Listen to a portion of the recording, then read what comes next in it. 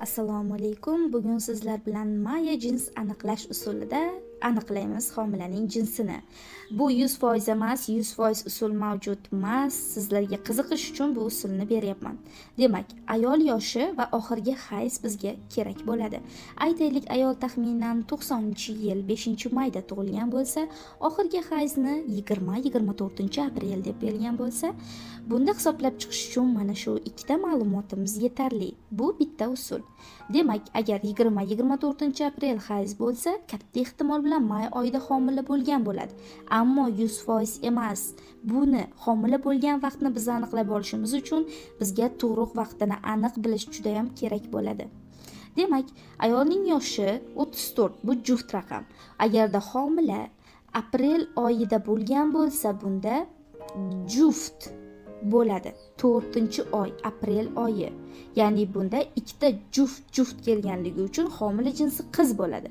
Agarda may oyiga o'tib homila bo'lgan bo'lsa, bunda may oyi 5-oy bo'lganligi uchun oy raqami 90 chiqadi va yosh juft bu yoqda homila bo'lgan oy toq bo'ladi va homila o'g'il bo'ladi. Endi kommentariyadan aniqlab beraman, sizlar yozgan kommentariyalardan. Ayol 23 yosh va oxirgi hayz oktyabrda. Demak, 23 yosh. Yoshini to'g'ri berganmi yo'qmi? Buni hisob kitoblari aniq olinishi kerak, bilmaymiz. Hayz oktyabr. Biz taxminan 10-13 deb olaylik, chunki mijoz bermagan hayzni. 23 toq va oktyabr oyi bu 9-oy bo'lganligi uchun u ham toq. Ya'ni ikkita toq javoblar chiqqan. Bundan ko'rinadiki, homila jinsi Maya jins aniqlash bo'yicha qizaloq chiqadi. Ya'ni ikkita toq, bir xil javob. Endi yana kommentariyalardan jins aniqlashda davom etamiz.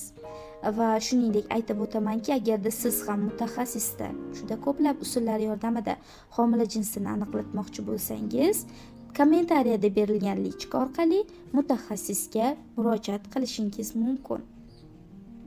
Demak, kommentariyalarni ko'ramiz va birorta aniqroq ma'lumot berilganini topib olib, o'sha asosda aniqlashga harakat qilib ko'ramiz.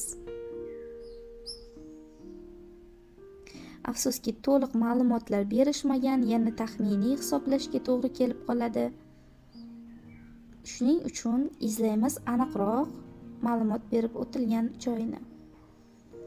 29 yoshga kirmasdan homila bo'lgan, yanvar oxirida hayz bo'ldim deb yozibdilar. Keling, shunga o'xshash hisoblab ko'ramiz. Aytaylik, ayol 28 yoshda bo'lsin. 28 yosh bu juft raqam. 2 va 8. Va endi homila bo'lgan oy biz uchun kerak bo'ladi. Yosh aniq. Homila bo'lgan oy esa oktyabr oyida. Yuqoridagi oktyabr edi, yanvar oyida. Endi yanvar oyi bu 1-oy kalendar hisobi bo'yicha. Demak, agarda homila yanvar oyi bo'lgan bo'lsa, javob 90 chiqyapti. Ya'ni juft va toq ikkalasi yonma-yon bo'lyapti va bir-biriga teskari. Bunda qarang, yanvar oxirida hayz bo'ldim deyaptilar. Aniq javob berilmagan. Ultratovush tekshiruvlarida esa o'g'il deb aytishgan. Yana bir bor tekshirish uchun yozdim deyaptilar. Agar yanvar oyida homila bo'lgan bo'lsa, ular aytgandek aniq bo'lsa, homila o'g'il chiqyapti. Xuddi tekshiruvda aytilgani kabi bir xil javob, o'g'il.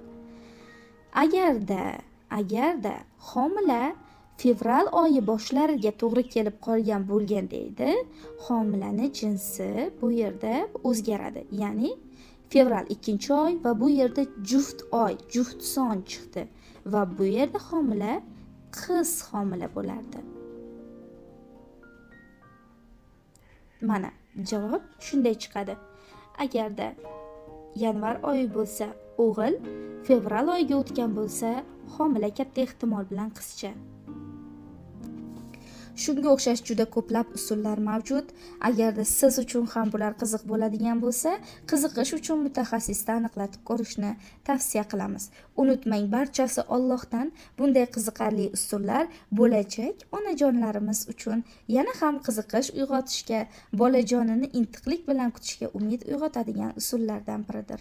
E'tiboringiz uchun rahmat.